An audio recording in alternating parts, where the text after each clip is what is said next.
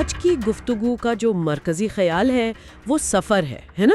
एक तरफ तो जहान का सफ़र है, अमेरिका का। जी बिल्कुल, एक नई शुरुआत का सफ़र, लेकिन साथ ही दो और सफ़र भी चल रहे हैं, एक जो नज़र आ रहा है और एक जो छुपा हुआ है। बिल्कुल, एक तो बारान और दिलान का सफ़र जो बज़ाहिर बहुत ही मासूम सा लगता है, और दूसरा हारून का, उसके शक का सफ़र। और यही बात सबसे दिलचस्प है कि ये तीनों सफ़र आपस में कैसे जुड़ते हैं। तो जहान की रुखसती से शुरू करते हैं। वो बहुत जज्बाती मंजर था।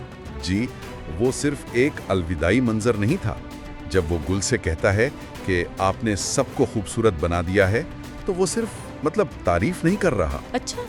असल में वो ये तस्लीम कर रहा है कि अब खानदान का जो इखलाकी मरकज है वो गुल बन चुकी है। ये एक बहुत बड़ी तब्दीली है। और फिर गुल को उसे माफ कर देना, ये भी कोई मामूली बात नहीं थी। एक तरह से उसने बिल्कुल, उसने माजी का एक बाब ही बंद कर दिया।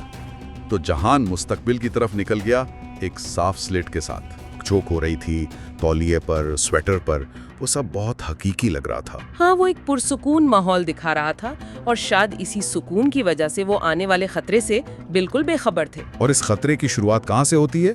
बारान की एक छोटी सी गलती से। सरप्राइज देने के लिए खाला को फोन ना करना। जी, ये कितनी अजीब बात है ना कि जिंदगी के बड़े हादसे अक्सर ऐसी छोटी छोटी बातों से ही शुरू होते हैं। वो एक खाली घर पहुंचते हैं और बस यही वो मौका था जिसका जवाहर को इंतजार था। और जवाहर के अल्फाज देखें, वो सिर्फ उन्हें मारना नहीं चाहता, वो कहता है कि वो बारान की सबसे बड़ी खुशी छीन लेगा। इसके बच्चे? जी, वो चाहता है कि उसकी कहानी आज ही खत्म हो जाए।